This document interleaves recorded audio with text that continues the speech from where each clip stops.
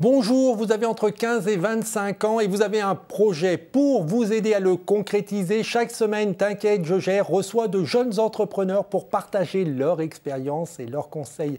Et aujourd'hui, c'est Lucille Chabre, fondatrice de Pilot, qui nous fait le plaisir de partager son parcours et son expérience. Lucille, bonjour. Bonjour.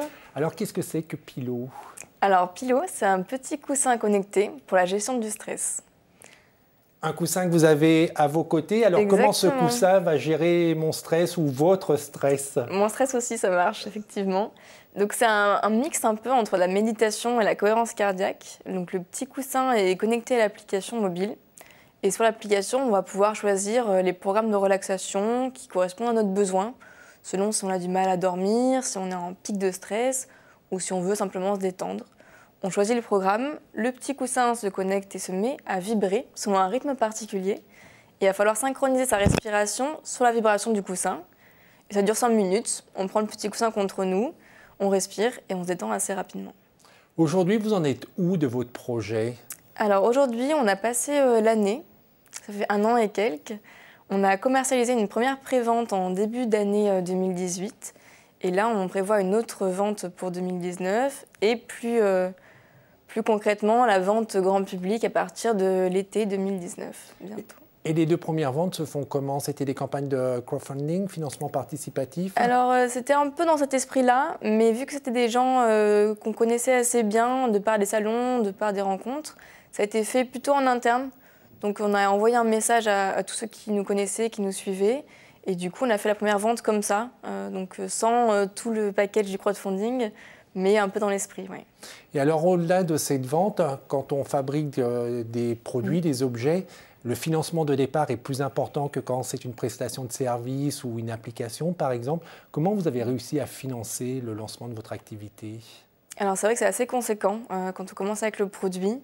Moi, c'était un parti pris que j'ai voulu l'autofinancer, donc sans demander d'aide, sans faire de levée de fonds particulièrement, jusqu'à pouvoir prouver le concept et l'utilisation. Et du coup, c'est cette première pré-vente-là qui a permis de financer la première production. Et du coup, on a marché principalement comme ça, en vendant du produit pour pouvoir augmenter la production, augmenter dans la qualité du produit.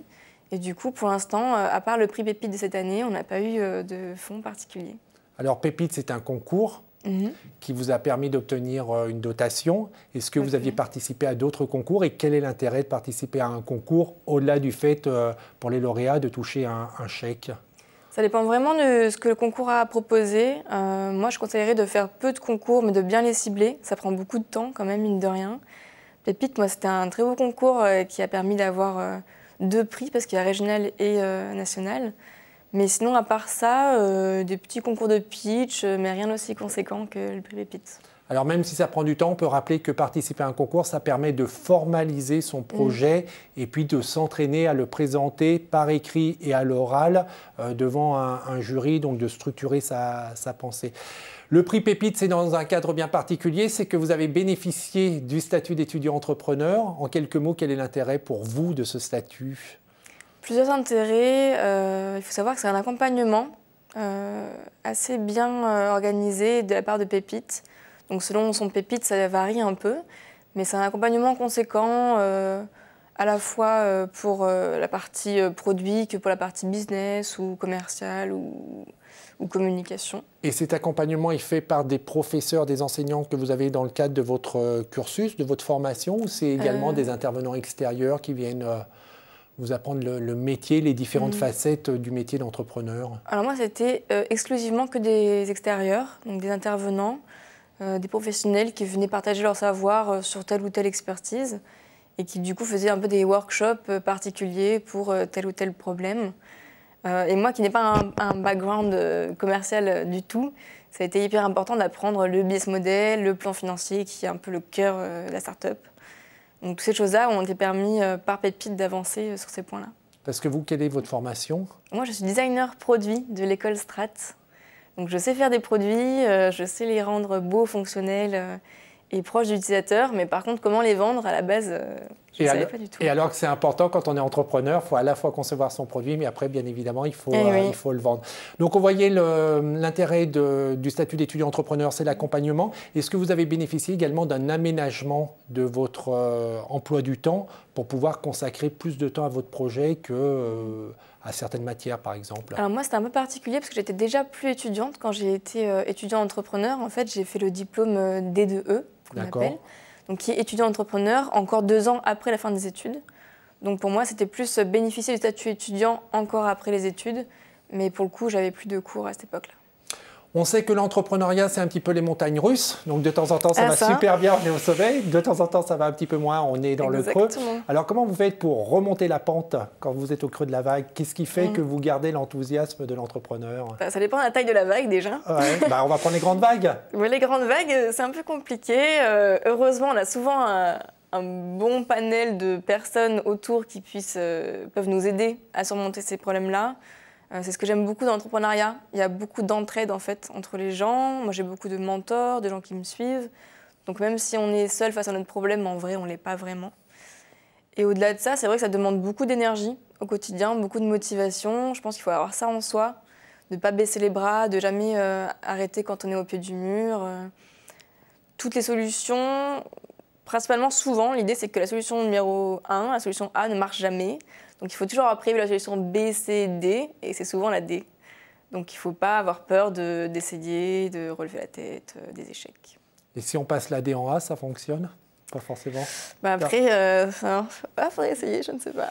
Et vous disiez qu'il y avait beaucoup de mentors qui vous entouraient. C'est des mentors que vous avez choisis comme ça ou c'est des structures d'accompagnement qui vous en ont proposé? Et quelles sont ces structures? Les deux sont possibles. J'ai fait le programme Starter de School Lab, qui est un incubateur à Paris, qui est excellent et par lequel j'ai eu le droit d'avoir accès à des gens, des experts et aussi des coachs. Mais les mentors que j'ai actuellement sont plutôt des gens que j'ai rencontrés au cours de mon parcours, le projet leur a plu, on a discuté, le feeling est bien passé et du coup ils continuent à me suivre aujourd'hui, que ce soit des anciens personnes du travail ou des gens que j'ai rencontrés sur les salons. Pour terminer, quels conseils vous pourriez donner à des jeunes qui souhaitent se lancer et suivre vos traces d'entrepreneurs? Alors, je ne dirais pas de ne pas tout faire comme moi, mais je dirais qu'il y a 2 types d'entrepreneurs aujourd'hui que je vois vraiment différemment. Il y a ceux qui ont le projet qui les passionne et il y a ceux qui ont la bonne idée du business qui rapporterait pas mal. Et Donc il faut s'associer? Peut-être. Le milieu, ce serait ça, effectivement. Je pense que c'est le meilleur combo. Et sinon, alors, si on est passionné, par exemple, mais qu'on n'a pas forcément la bonne idée, il faut faire quoi, à votre avis? Il faut s'associer sur quelqu'un qui a la fibre commerciale ou alors monter en compétence là-dessus.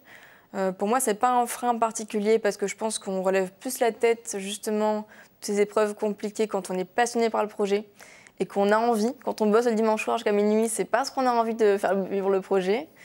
Du coup, je pense qu'au mieux s'associer et dans tous les cas, il faut y croire et continuer.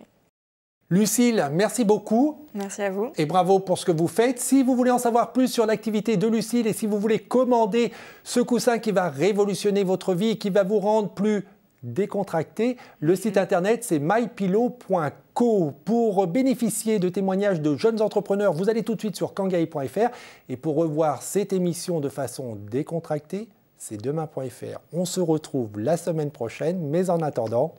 T'inquiète, je gère.